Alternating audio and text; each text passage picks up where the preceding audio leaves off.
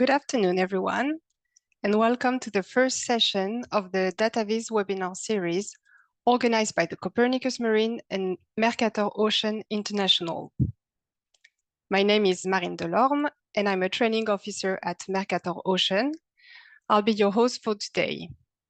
Before we begin, let's go over a few house rules to ensure you have the best experience during this webinar.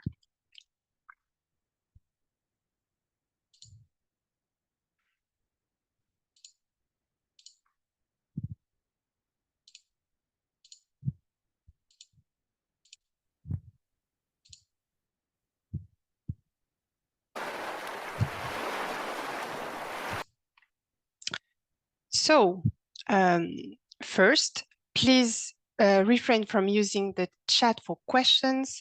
It's here for introductions, networking, and general discussion. Feel free to interact with other participants, share where you're joining from today and what you do. We would really like to know.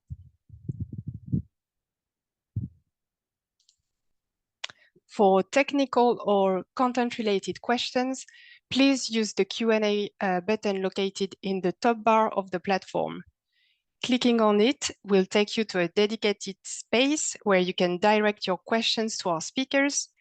There will be a Q&A session towards the end of today's webinar, so please specify who your question is for when submitting it. If you have trouble finding the Q&A button, we will also share the link in the chat.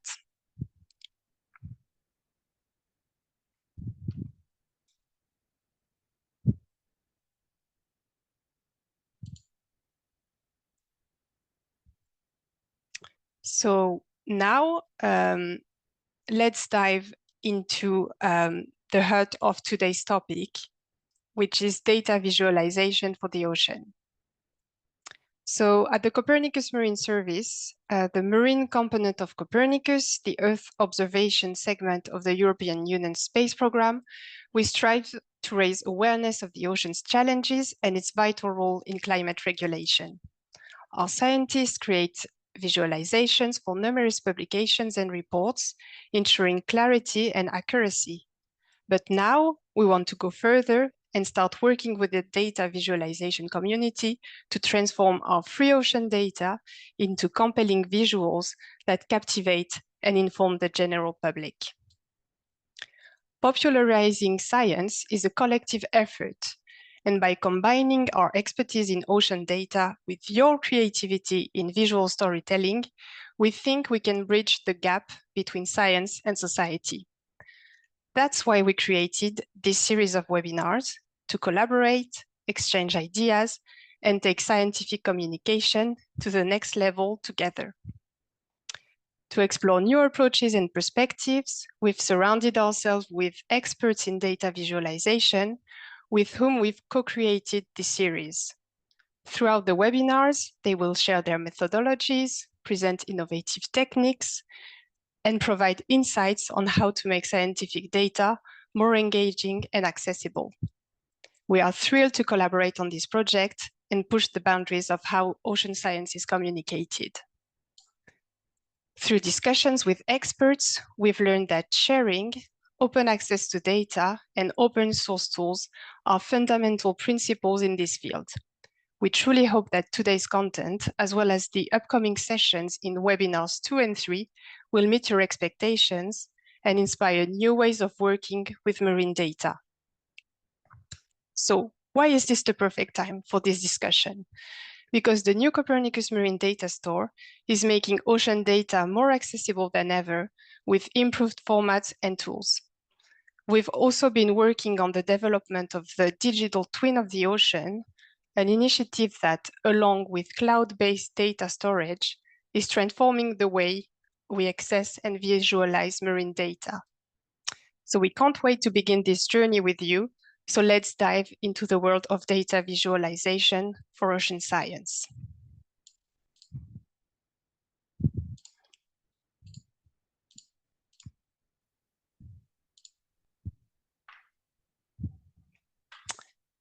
So our first speaker today is Andrea Carvalho. She's a science communication officer at Mercator Ocean International. Her role is to communicate the work being done there, why it matters, and how it impacts internal and external stakeholders. Her mission is to make the the knowledge gathered at Mercator Ocean accessible to oceanographers, policymakers, and the broader public. She's going to tell us about existing scientific visualizations using ocean data and the challenges scientists face in terms of knowledge and tools. Andrea, are you here? Hello. Hello, Marine. Yes. Hello, everyone. Hi. Great. Well, the floor is yours. Thank you. That's right. So that was a really nice introduction and also to my role in Mercator. So I'll be telling you a little bit more about how we use data visualizations and how we use it to better communicate ocean science, like Marine just said. So I'll start with a little introduction of a very general view of what is data visualization. Data visualization is a graphical representation of data and information. It's very useful for scientists to better understand their data, but also to communicate about science and about complex messages. As you can imagine, it is a challenge to communicate about ocean and about the ocean science in general. Science is complex, and to communicate it to especially non-scientific audiences can be quite tricky. So we need to make sure that there is a validation process added to the creation of visualizations to make sure that we're not misleading our audience. Because taken out of context or when without enough information, visualizations can be misleading. Nonetheless, data visualization is a very useful tool to convey messages to broader audiences and to just better understand content. So representing the ocean in a visual way is a very big task. We start by describing the ocean in a mathematical way using a set of equations that describe the physical state of the ocean. This describes from the temperature of the ocean, describes the motion, so the movement of the water in the ocean, but also the other factors that interact with the ocean, for example, the atmosphere or the winds.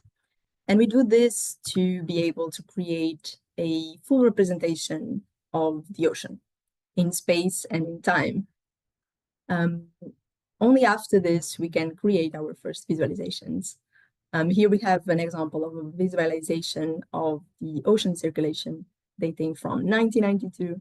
So it remains a quite scientific visualization, but it is an example of one scientists would use in their work.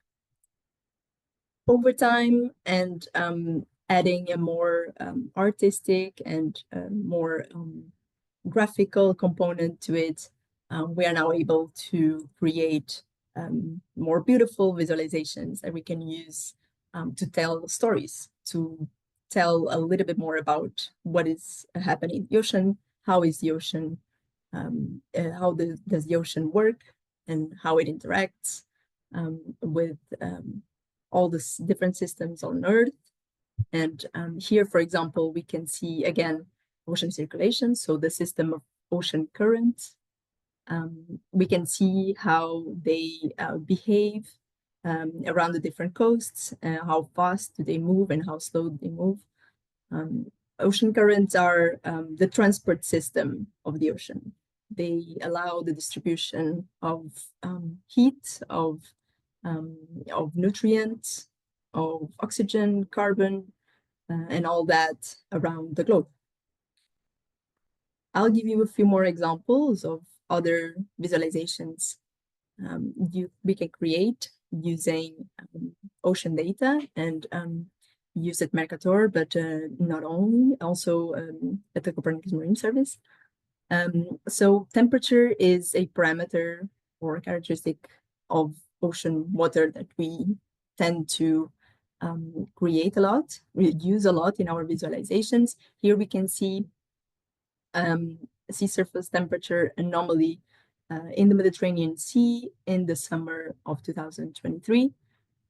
It was a particularly warm year for the ocean, 2023, and also 2024. And here we see 3 sites in the Mediterranean Sea where the temperature of the water increased significantly above an average temperature for the region and for this area, in particular, these sites in particular, during this time of the year. So we call this a temperature anomaly, as it was above a certain average temperature for the region. We can also visualize oceanographic phenomena, such as El Niño.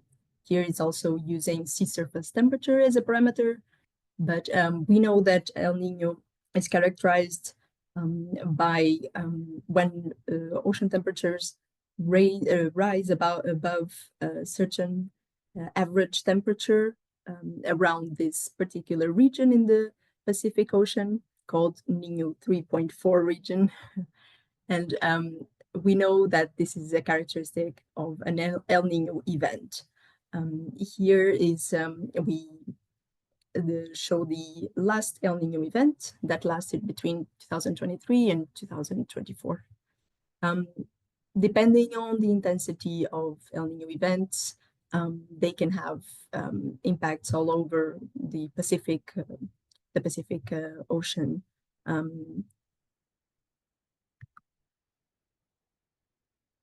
Yes. Another event using also temperature as a parameter is the visualization of marine heat waves. Here we can see marine heat waves distribution around the globe in January this year, in January. A marine heat wave is characterized by an increase in temperature for a period of at least 5 days, consecutive days. So when temperatures rise above a certain threshold for a period of at least 5 consecutive days, we consider a marine heat wave, and they can last for days, for months, for weeks, and very long time. And when long-lasting, they can cause equally very severe problems, especially on marine life, which was, for example, the case early this year off the coast of Australia. Here we can see a visualization taken from one of the viewers of the Copernicus Marine service, and it shows sea surface temperature off the coast of Australia. Another parameter, another variable of the ocean that we also tend to use is sea ice. Here we have a visualization on the sea ice volume in the Arctic Ocean. We can see very clearly the amount, the way sea ice is formed throughout the year in the Arctic. We can see that there is a formation of ice during the winter. It reaches a peak around February, March, and then it melts and it reaches a minimum of sea ice around the end of summer, so around September.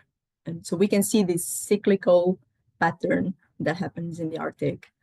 And we can also see the evolution of sea ice throughout the time. So between 1993 and 2023, we can see that it has been decreasing over the years. And we can see, we know that the Arctic region has been warming really fast. And we can see it here that as a consequence, ice is melting. So to conclude, data visualization is very useful, not only for scientists, but in communication, to make people understand complex messages. And we still face perhaps some challenges on how to make it, how to not make it misleading, how to use it in the best possible way. And for data visualizers, there might still be some challenges. I'm sure we're going to hear some more about it from our data visualization experts today. I'll just leave some thoughts here. The access to scientific data, it can be a big challenge for someone who's not scientific. The diversity of data formats can also be a big challenge. And some perhaps the language and the accessibility of some data platforms may also cause a big obstacle for someone that would just like to experiment with ocean data and visualizations. And I'll leave you with a very nice example of My Ocean Learn. Is one of the viewers of the Copernicus Marine service, who's a really nice first step to, if you would like to just visualize some simple parameters on the ocean, like just the ones I showed you before on currents and temperature. And this is a really nice way of starting. Yes, and that's it for me. I don't know if I was incredibly fast. I hope it was clear, the message. Thank you. Yeah, it was great, and it was really valuable insights. If you have any question, remember you can ask them in the Q&A section of the website. And I'll just repeat what you said, Andrea, but I think the My Ocean Learn viewer that you showed at the end is really a great step forward in understanding the ocean through data for anyone who is not an expert in ocean science. It just shows a few variables that are quite easy to understand. And if I would really direct you towards this one to start with, because I think it's a really great tool. So thank you again. Thank you. So for our next speaker, Fabrice is going to tell us about the Copernicus Marine Service and Mercator Ocean. So the Copernicus Marine Service is the marine component of Copernicus, the Earth observation segment of the European Union Space Program. And Fabrice is a visualization tools manager at Mercator Ocean. And I think because understanding our ocean is a daily commitment for everyone at Mercator and the Copernicus Marine Service, there are a lot of things we can learn from everything you're going to present today. So the floor is yours. Thank you, Marine. Hi, everyone. I'm very happy to be here with you today. Yes, so my name is Fabrice Messal, and I'm a visualization tool manager. So I'm in charge of the development of all the front-end tools we are using to disseminate the information and give access to the data to the different kind of users who might be interested by marine data in the frame of the Copernicus Marine Service. So I will introduce this service in this presentation. So what is the Copernicus Marine Service? First, a few words about our company, Mercator Ocean International, because we are the company who is implementing this Copernicus Marine Service. So we are a non-profit company based in Toulouse, in France. We are a leader in operational oceanography. This is our core work at Mercator Ocean, to develop and operate oceanographic models. And so we produce oceanographic data and information and knowledge. We have other activities because we are developing digital systems and cloud infrastructures to disseminate this data, to process this data, to give access to this data to all the users around the world. And we also we play a role in the coordination of marine communities and different projects and European and international programs. So we are very engaged in the marine data dissemination and ocean literacy. So what is a EU Copernicus program and the Copernicus Marine Service? So the Copernicus program is one of the two biggest programs in Europe after Galileo, the GPS European program. And it aims to develop the infrastructure and the services to monitor the health of the Earth.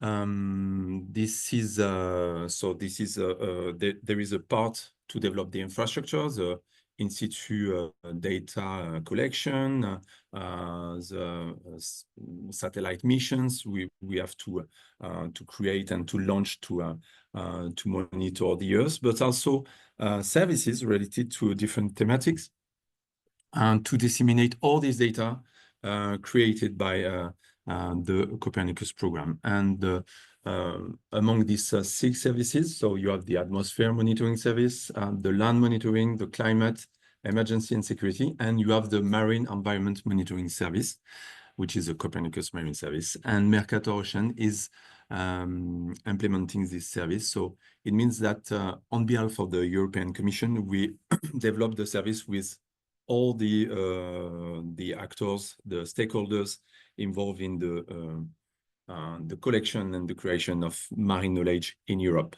So we don't do this alone. We have a lot of producer of data at our site to manage this service.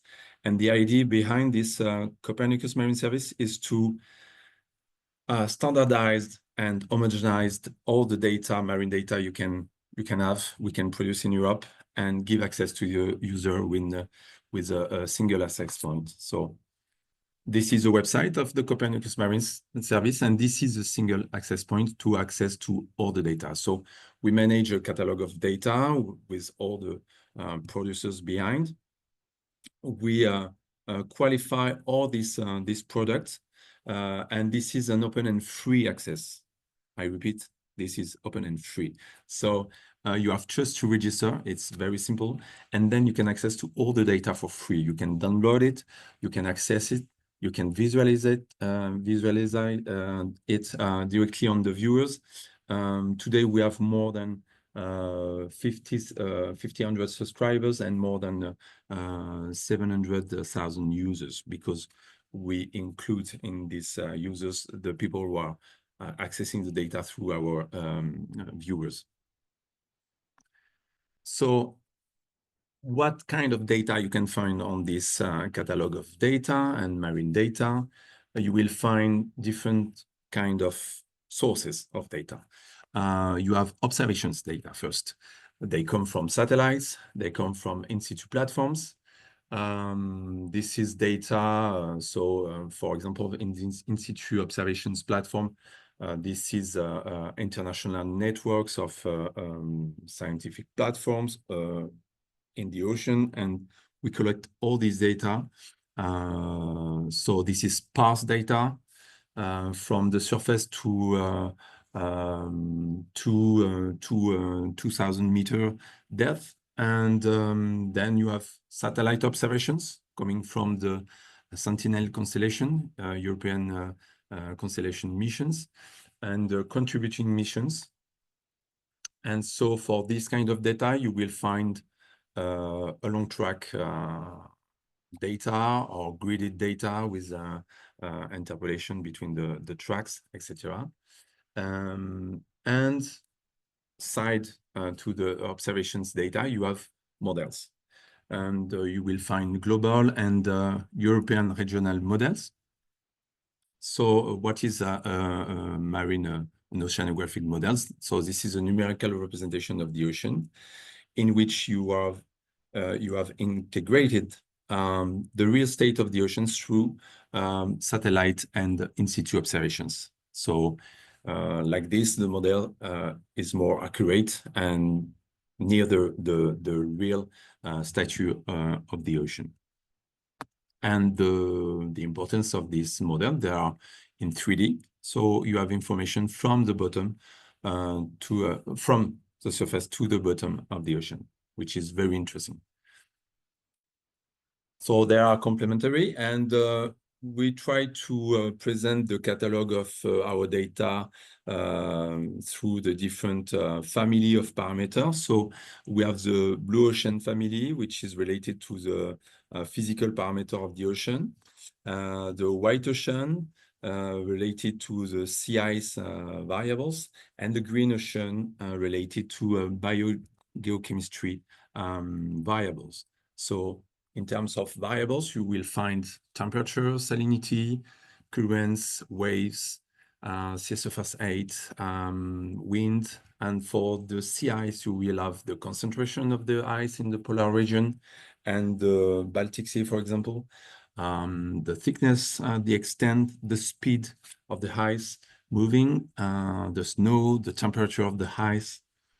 And then for the green ocean, you will have information about the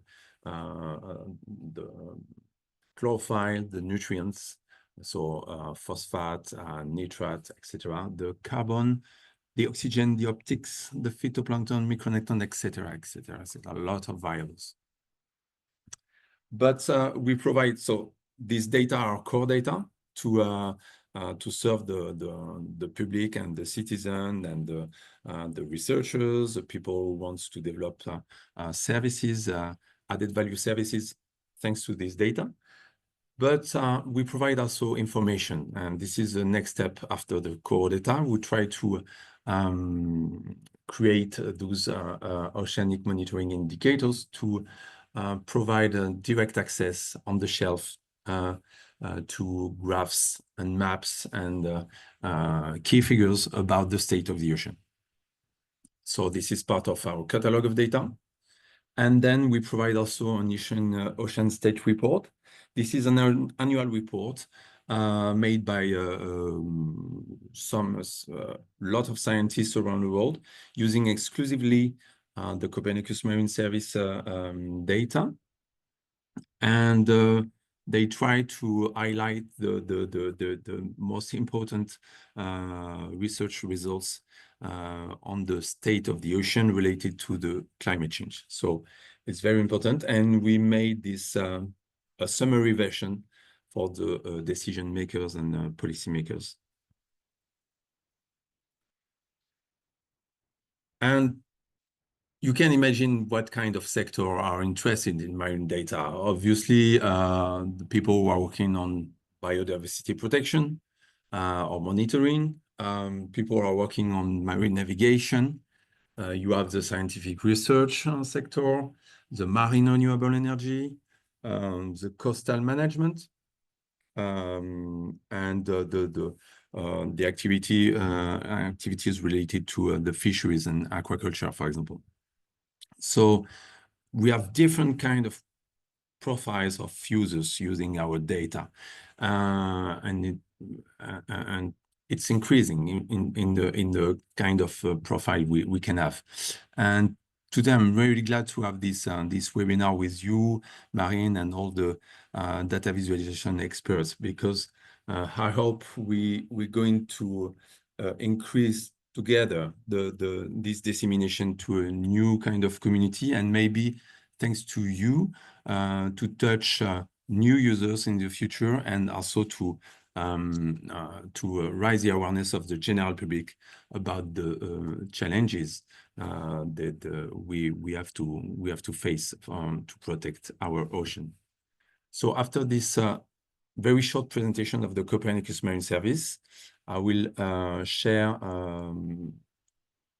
my screen and my brother to navigate with you on the website. So this is the website, the homepage of the Copernicus Marine Service. And as I said, it's completely open and free. You have just to register to access the data, but you can already have a look to this data by clicking on Ocean Visualization. You will have this page in your screen, and you can access the different visualization tools already presented by Andrea. So the My Ocean Learn, which is more dedicated for the general public, the first steps to discover the key variables of the ocean through animations textured on the globe. Okay. And then we have the Mayocean light. This is a planisphere representation of the data, and these data are directly connected to the catalog. So it means that the data are updated every day. And so now you can start to play with these data, navigate it in the time. Okay, I change the date here. I can navigate, and because it is 3D models you are watching on this viewer, you can dive into depth and see the temperature changing. And finally, our last viewer called Mayocean Pro, dedicated more to expert people. So this is a viewer.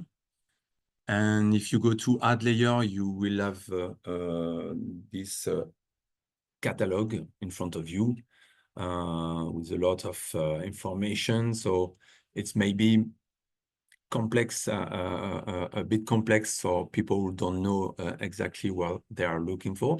But you have some filters you can play with. You can choose data and see what happens, see what is the viewer will display, and play with the data. And for example, this is again the temperature, and you can already make some. I've more information when you click directly on the map. For example, for this point, you have the evolution of the temperature at this point. You have the information at this point in depth, okay, of the temperature, and this is in depth in the time, okay? So you can play with the different bar to dive into depth, for example, here. Okay, and you see the viewer is automatically updated. So it's very interesting for people who want to discover the data before to download the data, because the data can be huge. The volume of data can be huge. So this is the first steps to discover the data, and for some of users, it's already the final products they are looking for. So it's fine. So we have temperature, we have, for example, the velocity, and when you go on the velocity, you can see the main currents, and you can play with, you can add some particles on that. Okay, and you can play also, and you can display the direction from the waves. This is pretty original to have this kind of view. So I encourage you to have a look to these different viewers and to try to play. What is important to know, but I know that during the webinar 2 and 3, you will have more information about the Copernicus Marine service and all the support you can find on this website. But you have a user corner with a lot of information, a help center, e-learning materials available. You can also be in contact directly with the user support team, and you can ask questions here. So don't hesitate to have a look. You have also the use case section, which is very interesting to understand what people can do with all of this data. So you can filter all the use case by market, climate and adaptation, ocean health, science and innovation, marine food, etc.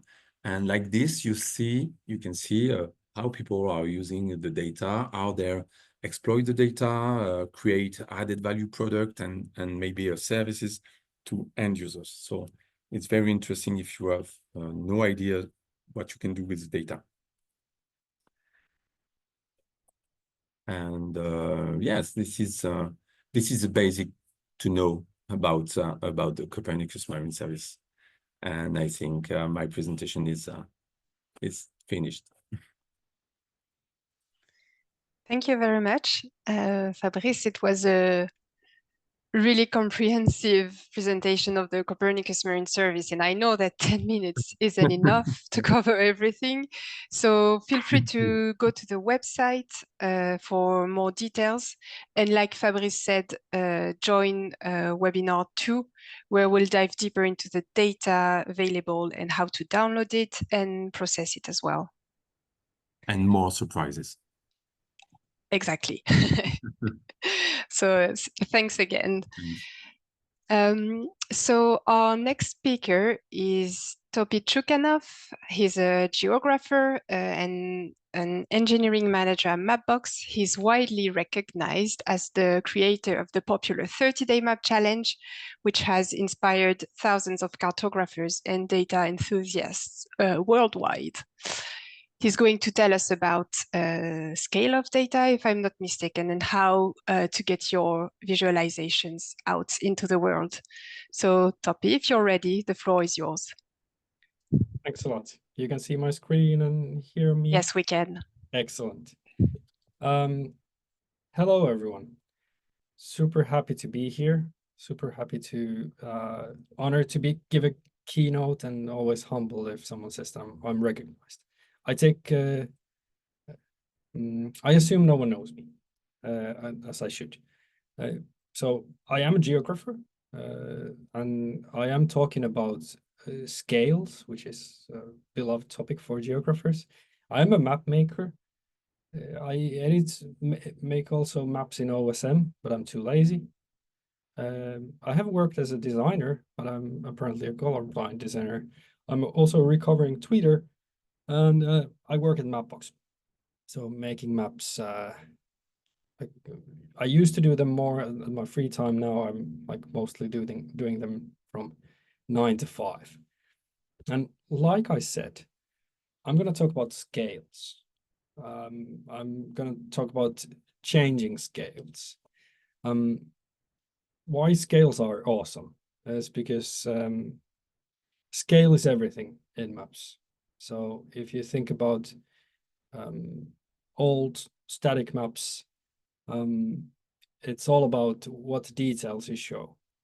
And scale is also such a great concept of including so many different things.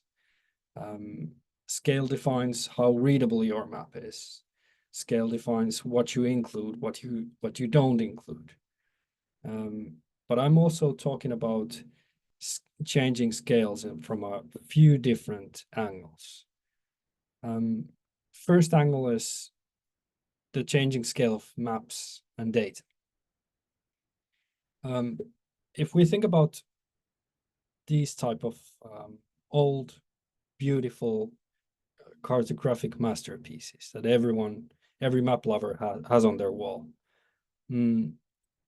these were typically built to better understand the world. A traditional example is that these were built to conquer the world.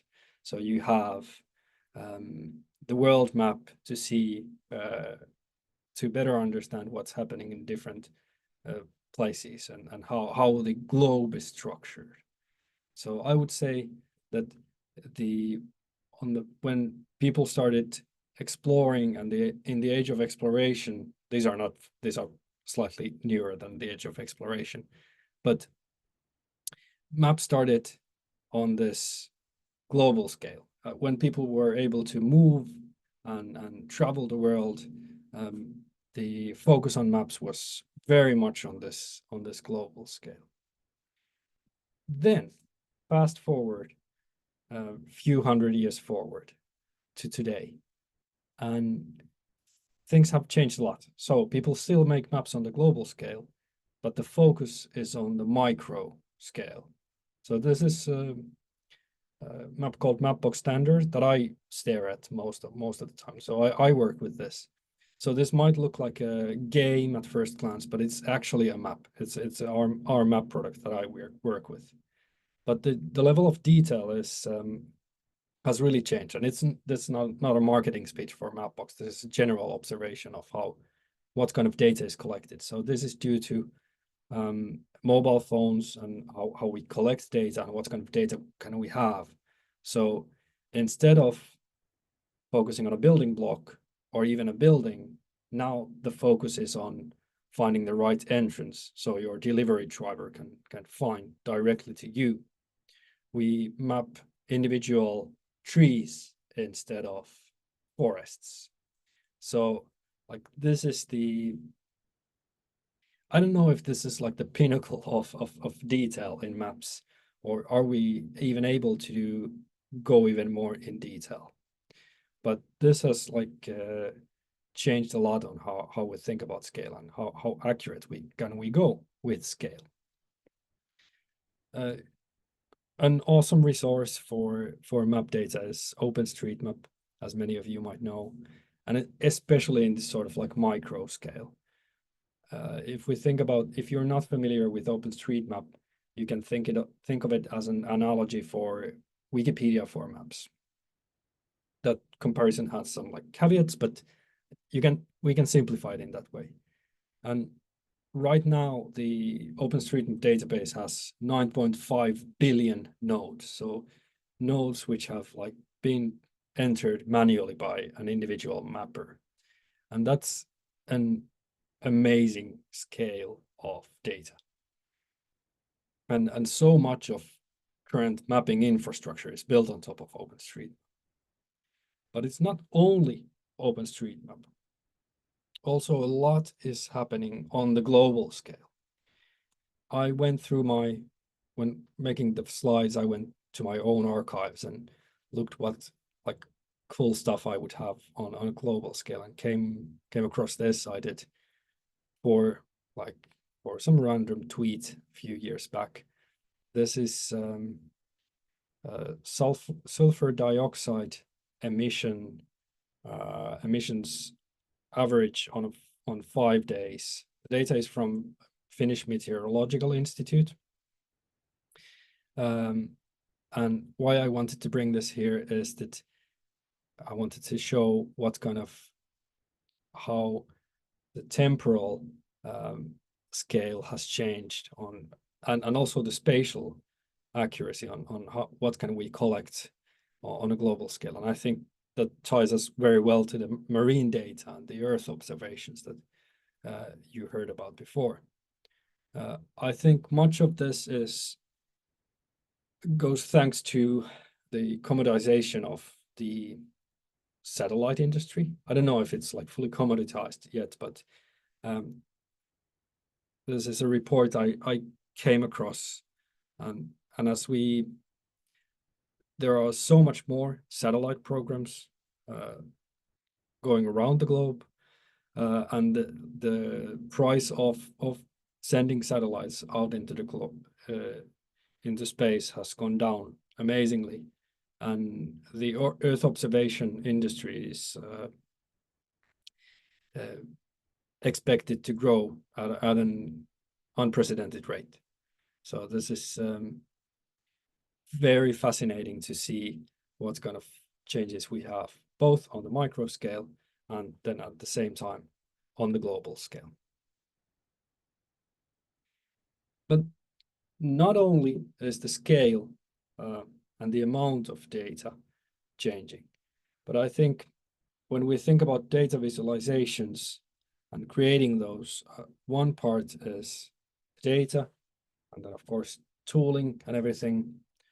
But the other big part is the communication, how you get your message out into the world.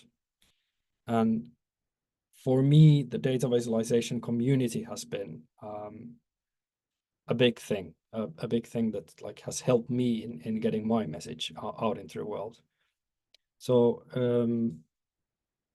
as you heard in the intro, I started, it was in 2019, I started 30-day map challenge. The idea of the 30-day map challenge was to have an informal way of sharing your visualizations. And the idea was that there was 30 days, and for each day there's a theme that you can read in a way that you want, and then do a map around that theme. So if you have ever heard of Inktober, where artists draw around different themes, the idea was the same, but only with maps. And I started, I created this slide. I came up with the that slide you see in the tweet. I came up with the themes in a few, maybe 15 minutes. And then I thought that I would just be doing it. But then already on the first year, it really caught attention and traction in Twitter, in the data visualization community. And I was stunned. I was blown away by it, by the participation and the excitement that people had towards making maps. I liked making maps already, but I was surprised how many map geeks were out there that were also interested in taking part. The scale of the community blew me away. Here's a map wall from 1 year, and I think this was the second year when the challenge happened. And the challenge is, like, I'm talking in past tense, but the challenge hasn't gone anywhere. So to date, the number of maps, last time I checked, the number of maps has been more than 50,000 in total, like during these 5 years when the challenge has happened. It has changed its form in many ways, and the scale of the challenge has changed. One main reason is what happened to the data visualization community in Twitter. This ugly picture is actually made by ChatGPT when I asked it to support me in my presentation generation, and it's depicting the fragmentation of the data visualization community around maps. I don't know if it's a perfect image for this, but that's what I'm trying to say.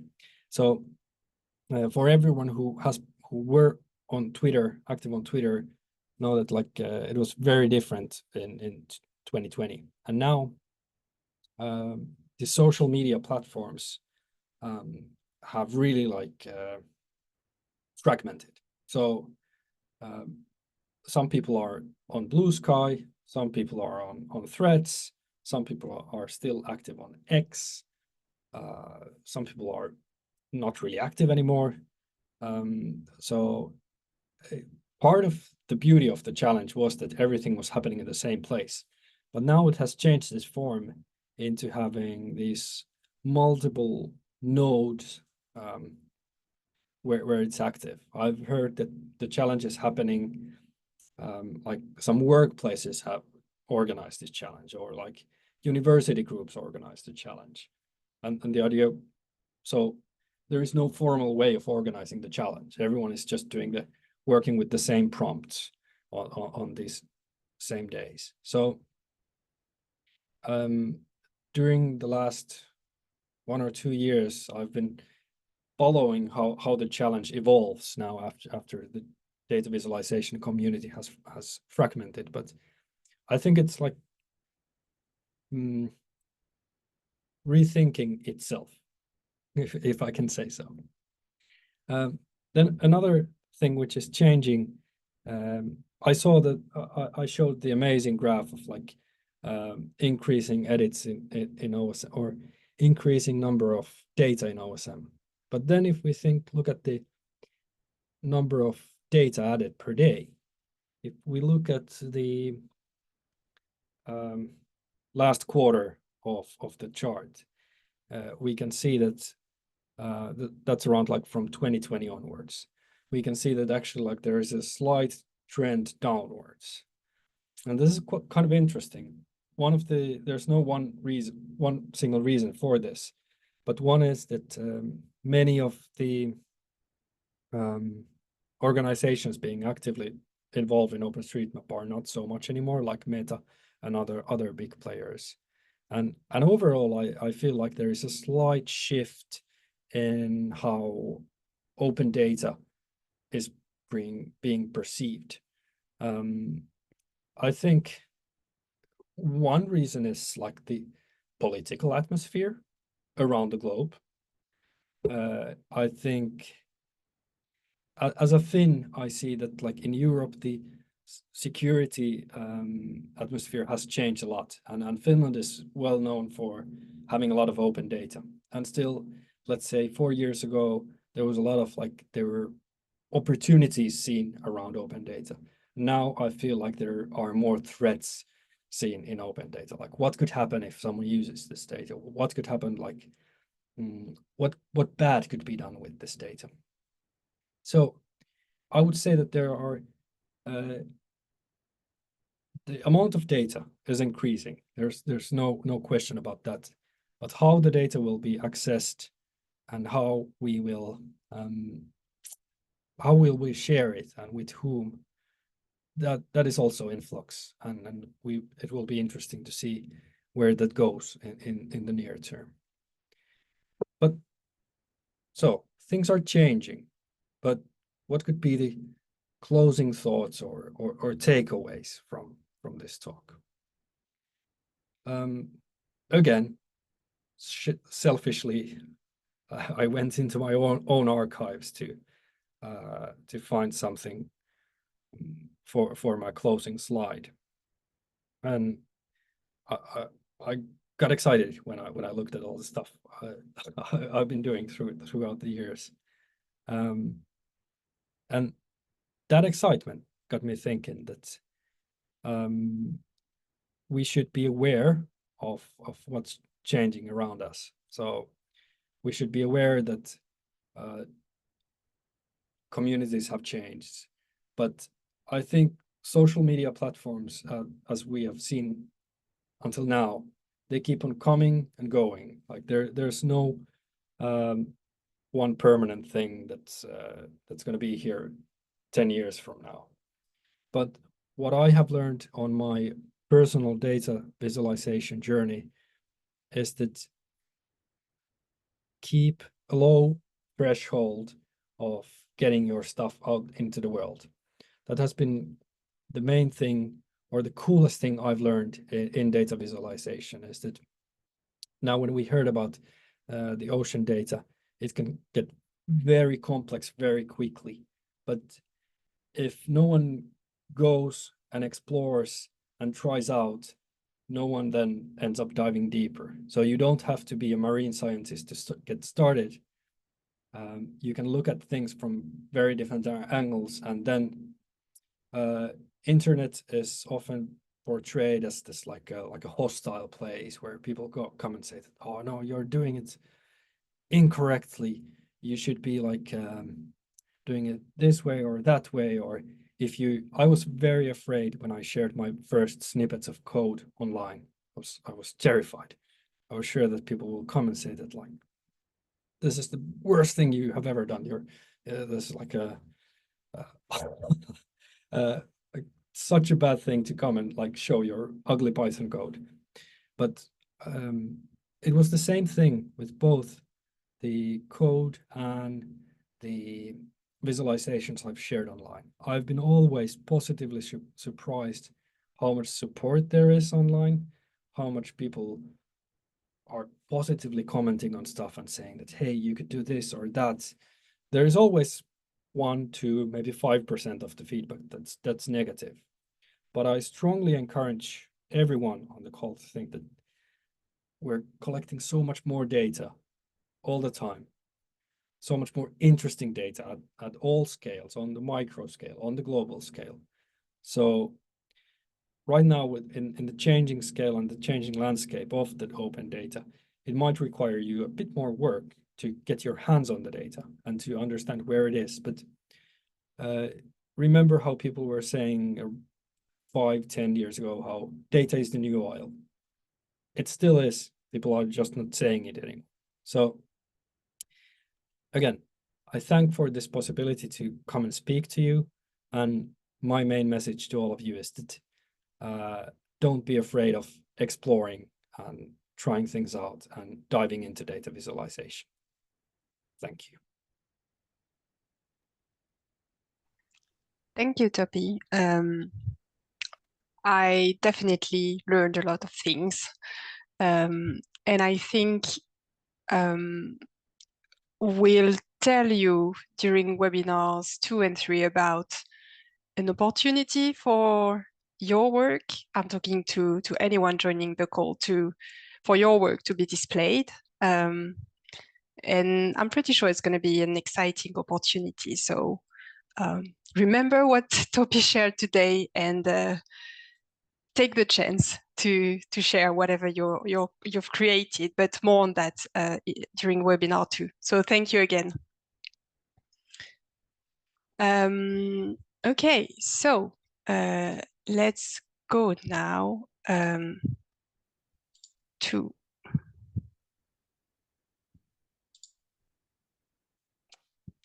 our next part. So once again, if you have any question for Topi, you can ask them in the Q&A section. You can also find the link in the chat if for some reason you don't see it on your screen. But yeah, I'm sure anyone joining the call, the talk will be happy to answer any question. So next, we're really excited to bring together a panel of experts to share their insights on some aspects of data visualization. So let's introduce them. So our first panelist is Chiara Phillips. She's a cartographer and a GIS solution engineer. With a focus on creative visual design, she has helped countless organizations share their stories. And in her own words, her mission is simple: to design maps that inspire, inform, and make an impact. Our second panelist, Julian Hoffman-Anton, is a data scientist and visualization designer with expertise in 3D data visuals and animations. Renowned for his innovative methods in data interpretation and visualization, he strives to make a positive impact through his work. And our third panelist, who you've just heard from, is Topi Chukhanov. So just let's delve into our discussion.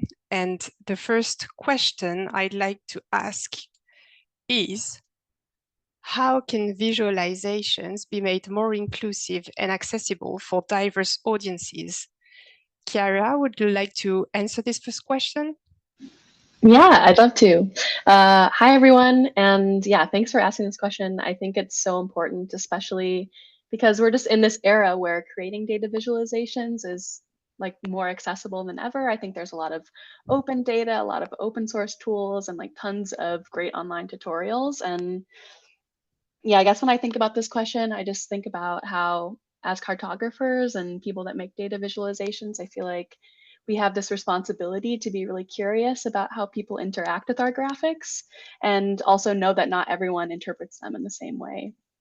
And actually, I was just at the zoo this past weekend, and I was like loved noticing how all like the maps and the signage were using like illustrations of animals instead of text. And you know, they're really considering how, yeah, maybe people that go to the zoo, not everyone can read. And yeah, just thinking about that, and yeah, just that kind of approach of like accommodating people that are interacting with your graphics.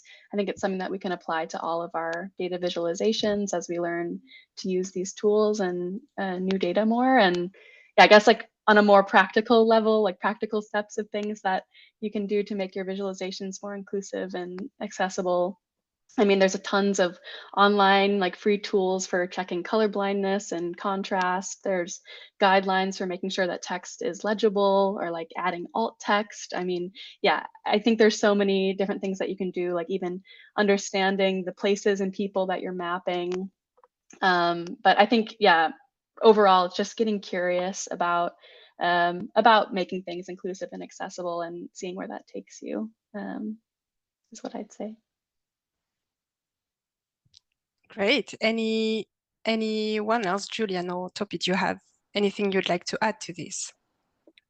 Yeah, I would like to. I sorry, I got kicked out for a second, so maybe I missed something Chiara said.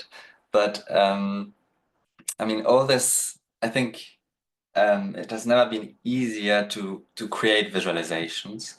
So as Topi said, it's amazing that we should make sure to share it, and if people are curious, we can test new things to be even clearer than before, and that's why I mean, in the map challenge and all that, there are new experiments and new ways of showing data and to different audiences that have never seen a map in this way. And also in terms of accessibility, there is the colorblind things, or also making things with audio and or animations. So I think that makes for exciting things that are created. Yeah, and one thing I could add is I think there's one interesting not conflict, but doing accessible visualizations in static form is very different than in an interactive form. So let's say that someone is doing like a static poster for a conference, like taking into account of all of the accessibility features is on one hand more difficult, but then if we think about an interactive map, for example, you can easily make it to work in a multilingual form.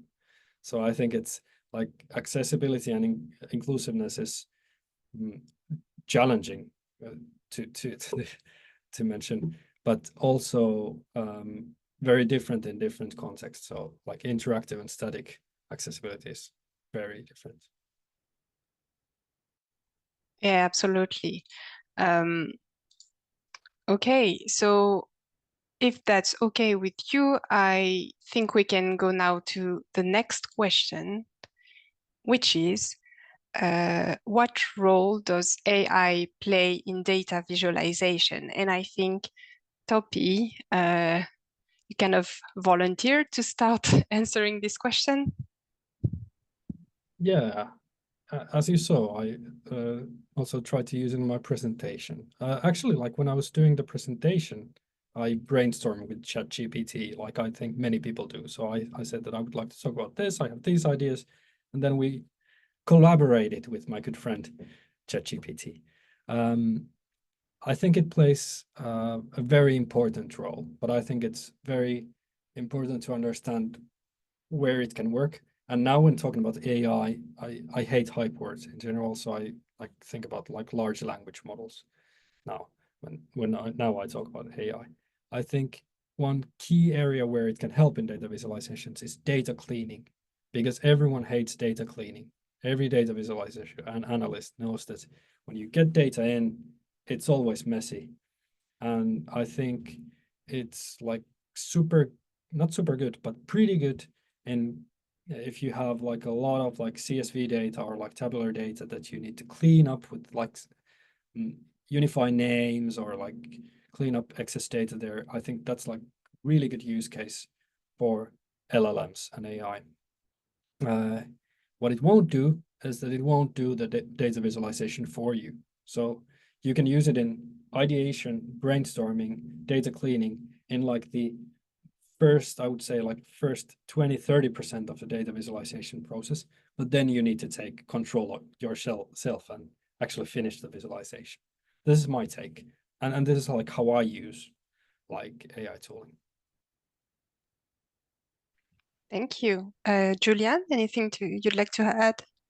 Yeah, I mean, I think, I mean, let's talk about large language models first. I think it has made, so I come from an approach of the data science approach of even mapping things. So it has, nowadays you can create a script thanks to ChatGPT, for example, that used to take 3 days or 4 days to create manually, and now I've witnessed being able to create a shiny app, an interactive app, in an hour, which is crazy, and that makes data visualization. I mean, you still have to think a lot and you have to know what's possible, but it has accelerated the creation process. And as Topi said, for brainstorming, it's quite amazing to have some ideas and help you find libraries, and I think it's a matter of speed that is pretty crazy. What's happening now, but you have to be very careful, and code can get messy, and I don't know. Basically, now when you learn how to create data visualization, everything has changed, because I mean, personally, I do a lot in R or Python, but I had to learn R and Python first. So now when people learn Python and R and something like that, they directly use ChatGPT. So I don't know how this is gonna evolve, but it's changing very quickly. So I just encourage people to test it. It's quite amazing.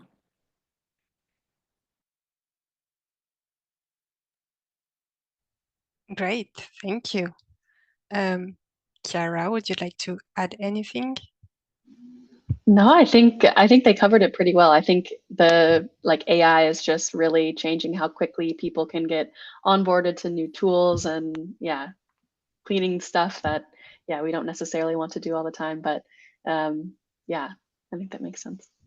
Yeah, and I might have used my good friend ChatGPT to help me write whatever I said during this webinar. So it was super useful to me as well. Great, thank you very much. And so now we can go to the third and last question we have prepared for this session. Obviously, there are endless questions that we could ask, but we've only planned for an hour and a half. So we decided to focus on these three. But if you have any other question that you'd like to ask our panelists, please add them to the Q&A section and we'll be happy to answer them. We still have some time before 3:30. So yeah, we'll answer as many as we can. So the last question we wanted to focus on today is what tools do you use for data visualization? It's a really broad question, but an important one, I think, and one that could interest a lot of people today. So Julian, do you want to share some insights? Sure. I think in the audience there are probably many experts in so many different domains, and there are probably many specialized software, but I can speak for R, Python, Blender, QGIS, and so I'm here actually to encourage people to use these open source tools in addition to whatever you're already using that is paid and amazing. But nowadays, I personally use 90% of what I do, or even 95, is with open source software, which is R Studio. And now ChatGPT, I pay for ChatGPT to be quicker with the with Python. I do Blender, and I will show in my session, the third session, I will show many more of the open source tools and workflows, and so more on that. But basically, that's open source tools plus open source data makes now data visualization really accessible and ready to explore within a day. Even if you're not an expert, you can start going to the Ocean Data Platform, download a sample, ask ChatGPT a bit of a scientific interpretation of the data, and start exploring things. This is, of course, maybe the non-expert approach, but there are many experts on this, and I just encourage people to just be bold and test the new tool that's free and ready for everyone. Yeah. Thank you. Chiara, is there any other tool that wasn't mentioned by Julian that you'd like to shout out today? Yeah, I mean, yeah, I guess I primarily use QGIS. I think I also sometimes use ArcGIS Pro. And then also I usually combine maps with some sort of graphic design software, so like Canva or like Illustrator.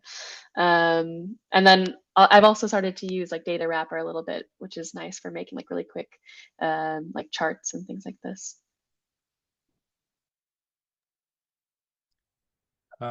Yeah, QGIS also here. Can't ignore QGIS.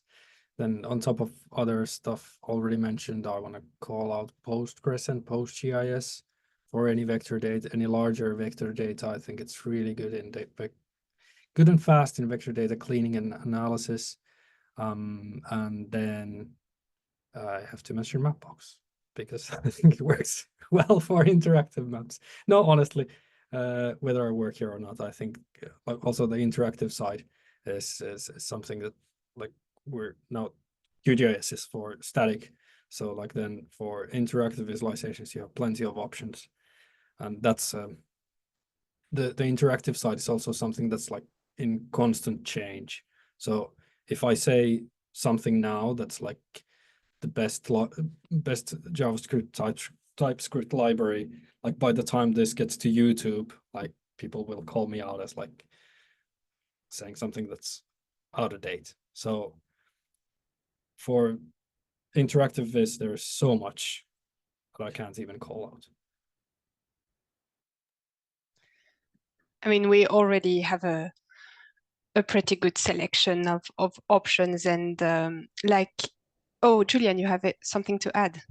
Yeah, I mean, just not on the interactive side because that's evolving a lot, but I would also highly recommend in all the software you use, you have an output, and then most people leave it at that or give it to a graphic designer or to improve it. But I think it's really worth using some open source vector editor. Like, I mean, I use Adobe Illustrator, but there's like Canva or Figma, or just to improve a bit the output manually, that can already make it more professional, clearer, and impactful. If you just remove the ugly parts, yeah, that's my advice. Yeah, that's a good add-on. So I guess once again, I would encourage you to join our webinars 2 and 3 because Chiara and Julian actually have prepared or are preparing at the moment some data visualizations using the Copernicus Marine data. And I've heard that they're also planning to share some tips and tricks on the tools that they use. So don't hesitate to join us. I think we will have very valuable elements to share during these as well. So thank you again for sharing all your answers on these topics. And so I think now is time to go to our Q&A session. What we will do is that we will share on the screen the questions that have been asked, and we'll do our best to answer as many as we can today.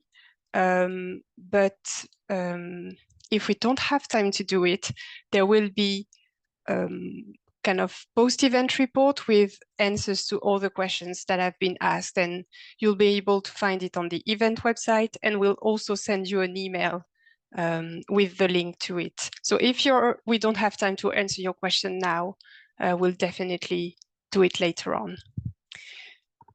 So yeah, I guess we can start with the first question, which is directed to Andrea or Fabrice. And the question was, what software or tool do you use for analyzing data visualization in sea ice monitoring? Does any of you want to take this question? If you're referring to what I showed in my video, probably I think what you yes. can see, yeah, what you can see in that visualization was the MyOcean Pro on one side. You can see the sea ice thickness. I think that was the variable that I was presenting.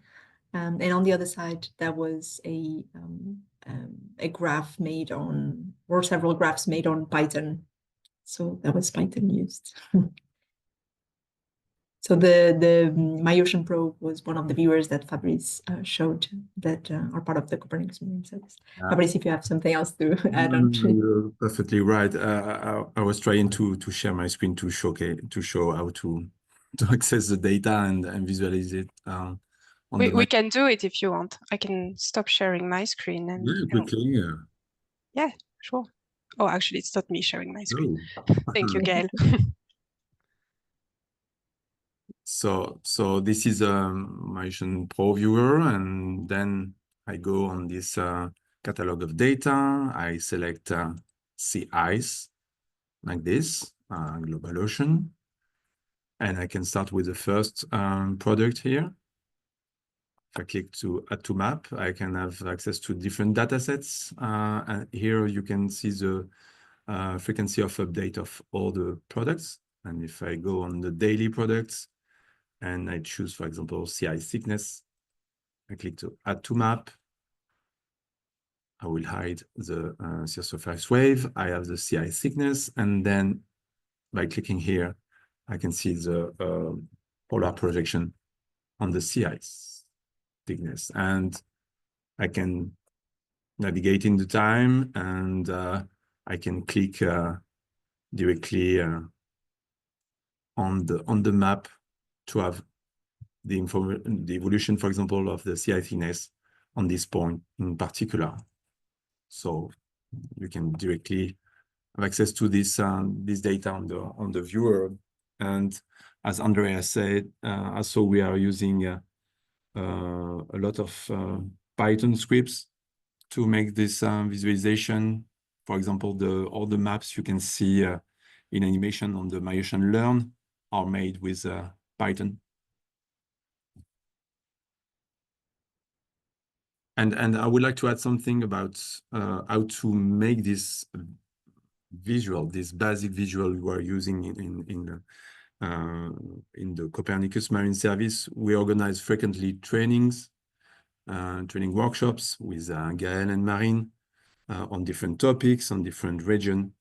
And you can learn through e-learning materials, Jupyter notebooks with experts, how to access the data, how to manipulate the data, and produce basic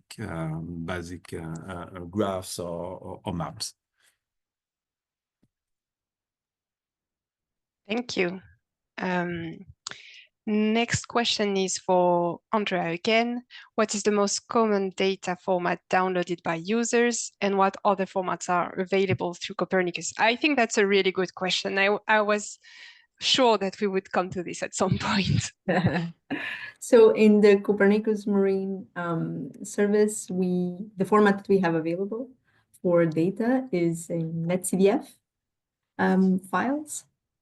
So it's a very common format for scientists. I don't know if that is I don't think it is a common format of data for designers or other sort of professionals, but that is the format we have available at the moment at the Copernicus Marine service.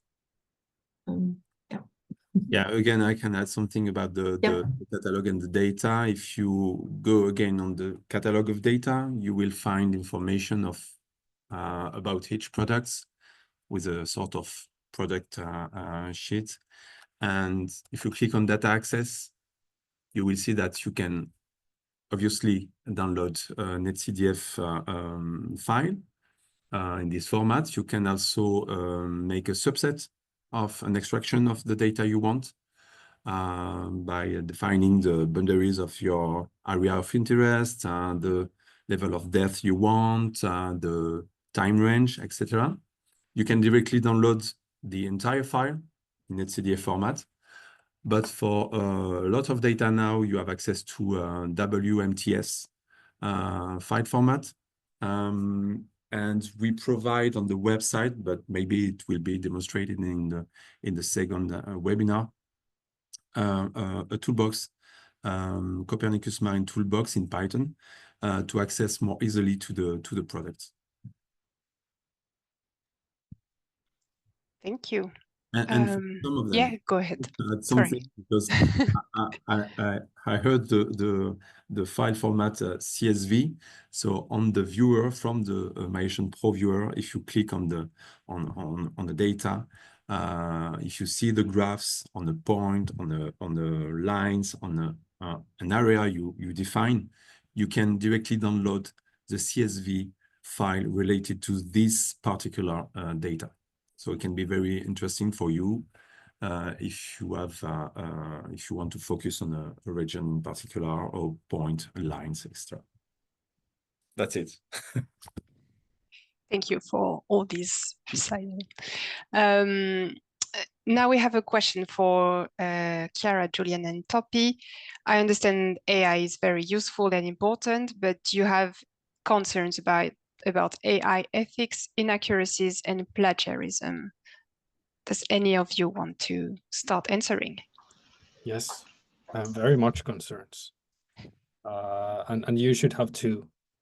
Like it's a tool that can help you get started, but you shouldn't think that it comes and solves your issues. So you should take everything you get out of LLMs with a grain of salt, a lot of salt.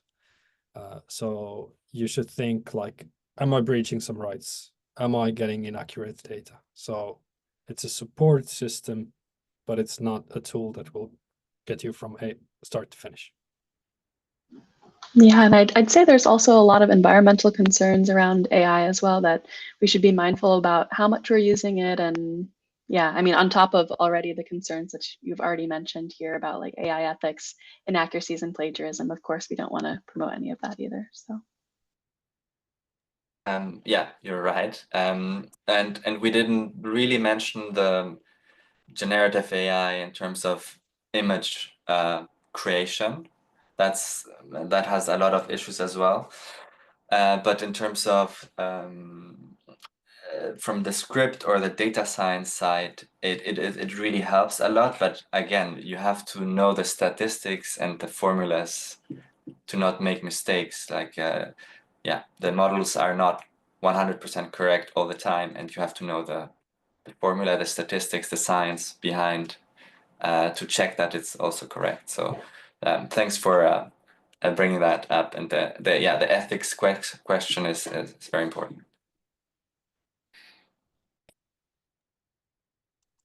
Yeah, absolutely. Thank you very much. I want to go next to a question for Fabrice, which is about how far back is the data collection?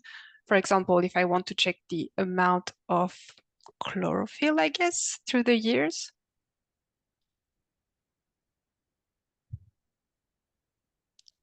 Yeah, so for on the catalog of data, you will find what we call near real-time data, but we have also data in the past. Thanks to the models, we can go over the 25 or 30 years in the past for some of those models who are available on the catalog. They are called reanalysis model products. So yes, if you work on you want to work on long time series, on the evolution of the ocean on a long period, you have to use this kind of product, and there is plenty of this kind of product available on the website, on the different region, on the global scale. So yes, you can have a look and you will find what you want. Thank you. And then I want to go to a question for the panel, I guess. I'm a complete novice, so my issues are what type of coding language should I be using to create a Dataviz map rather than use a pre-made platform? Any take on this?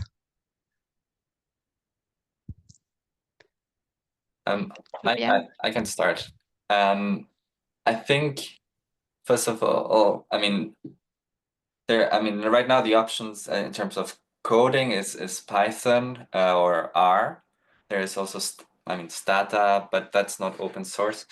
I think nowadays there's not like one right answer. Python is very generalizable, but R was made for statistics, so there are benefits. But and the point I wanted to make is that now with large language models, it's way easier to start or switch from one to another. So I think you should just start and have a project in mind. I personally use R, but you can start with Python, start a project and see if that works for your specialty and your sector of science as well. Yeah, and I think for me, I'd also agree that there isn't like a straightforward answer to this, and I'd probably approach it with whatever you're most excited to learn, and whatever you want to dig your hands into. I mean, I think also if you're a complete novice and like if you want to learn a coding language, then of course you can dive into that, but there's lots of other data visualization tools that don't require coding as well. Like Data Wrapper or like QGIS, and a lot of great tutorials online on YouTube and such for learning that as well. So I would think about that too. Yeah, my short answer would be don't. So like, don't start with learning coding, because then you end up doing like the boring tutorials and the hello world exercises for ages before you get into the phase of like actually mapping something, like doing the database. So I would say that don't start with coding, start with the ready-made platforms that you can just click away. And then when you can't achieve what you want with those, then think about like programming. But if you're starting, start with the platforms, not by learning how a specific programming language. And they can be complementary if you want to Yeah. validate what you are coding. Absolutely. It's always nice to have a very simple pre-made platform to access the data, and in particular the NetCDF data, which are not a very common format for people. And again, if I may, on the user corner on the Copernicus Marine Series, we have the Help Center, and there is an article how to open and visualize NetCDF files. So if you want more information about this specific format and how to use graphic user interface or software, you have QGIS, you have Snap, you have Panoply, and you can have also an example of use case codes on Python, on RStudio.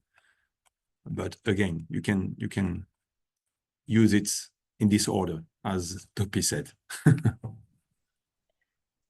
And just to complete this, the article that Fabrice just referenced is the introduction to the NetCDF format, and it's linked on the event page. If you go to the resources tab, you'll see that there are a list of 6 useful articles for beginners that we've pre-selected from the Help Center. And if you've never heard of NetCDF, and if you don't really know what it is, I would really encourage you to look at the last link in the list. It would be really useful, I think. Okay, thank you very much. I guess now we could go to maybe this one. For the designers, do you need programming basis to do data visualization? Could you advise some programs or sources within that can start working on it? I guess we've kind of already answered this question, but if you have anything to add here, please feel free to do it. I think I can add something.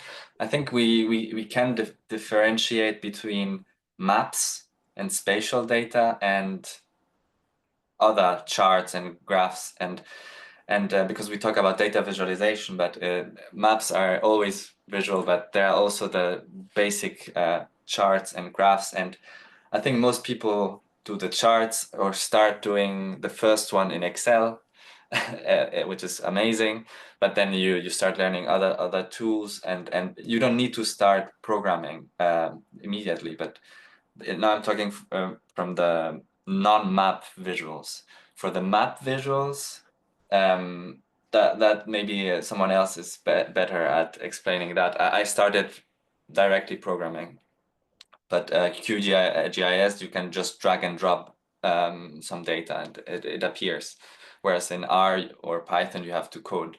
So yeah, there are two distinctions. One is Dataviz as charts and plots, and others is map. So I don't know which in what you're more interested in. So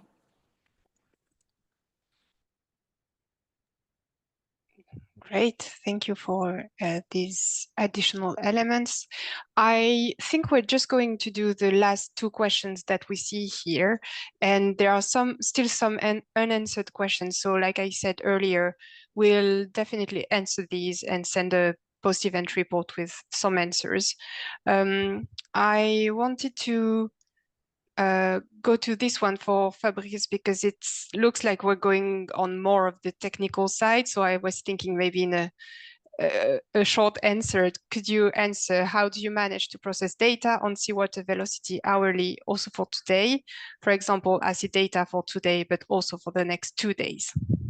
This is magic. No. This is coming from the models. You know, it's like the weather forecast. You can know the weather for the next days, the incoming days, and this is the same for ocean forecast. In fact, you have models, and you run the models for the day and the day after, and for the 10 days. So, and this is the difference between the weather and the ocean. The ocean have a bigger inertia than the weather, so you can have correct forecast until 10 days in the future in oceanographic, operational oceanography. So it's very interesting to for example to plan operation at sea, for navigation, etc., etc. Thank you. And I wanted to end on this final question. I guess it's a question kind of for everybody. How are job opportunities for newcomers in data visualization? I'm a marine biologist with some experience, but not specialized. Where should I start applying? Any idea to help this person?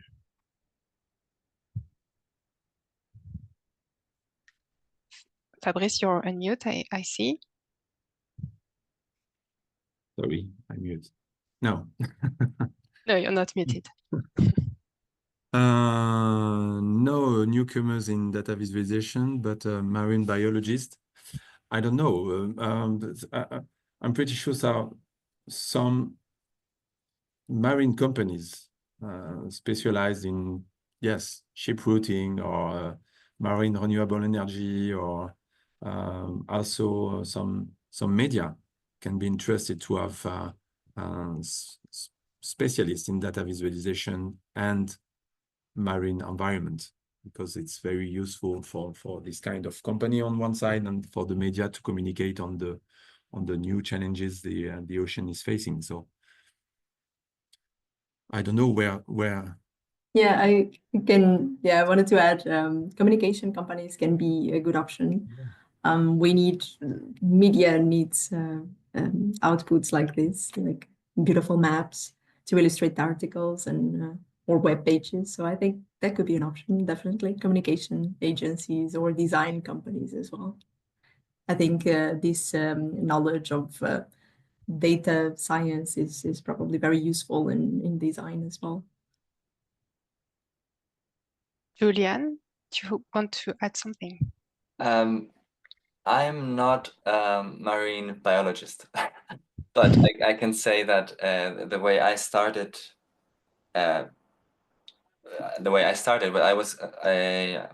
I created my own visualizations, because if you want to apply somewhere, generally it really helps to show whatever you've done. And I think you should maybe start visualizing whatever you want and whatever you really love. And then it's not work, it's just you're creating your portfolio. And then you can start applying wherever you want. At least that worked for me. Same experience. So like doing a portfolio is a must if you're applying for like a data visualization job. It doesn't have to be anything fancy, and you can build it like throughout the years, but like do a portfolio and then send it out to different places and then see what happens. You should attend the next webinar in 2 weeks to start. Good advice. Well, thank you very much for your answers and all your speeches today. I hope you all learned at least one new thing during this session. I know I did, and more than one. Before we wrap up, I have a few final pieces of information for you. So what I want to share here. So in the Q&A section of the website, there is a poll on the right side of the screen that you can see here. Please, if you can take 2 minutes to complete it, it would be really helpful, because your responses will help us refine the content for webinars 2 and 3 and make sure that it really suits your needs. We've curated a selection of useful tutorials, videos, and Help Center articles, as I was saying earlier, in the resources section of the event website. And with the help of these, you can start exploring the Copernicus Marine data. If you have suggestions for additional resources that you think could be useful to participants, let us know through the last question on the poll, and would be happy to include them in this library. And finally, the webinar recording and presentations will be made available in the coming days on the event website. So you will also receive an email to inform you once it's available. Finally, join us for the next Dataviz webinar on March 6th at 2 p.m. CET, so same time as today. We'll explore Copernicus Marine data and products in more detail. We'll have a demo on the viewers that Fabrice shared with you today. You'll learn about how to access, download, and use the data for visualization. Chiara Phillips will also showcase a visualization she created using Copernicus Marine data and share valuable tips and tricks. And finally, we'll also tell you more about an exciting chance to have your data visualization work featured at a global ocean conference in just a few months. So thank you again for joining us today and for asking all these interesting questions. And we'll see you in a couple of weeks. Bye. Bye. Bye-bye.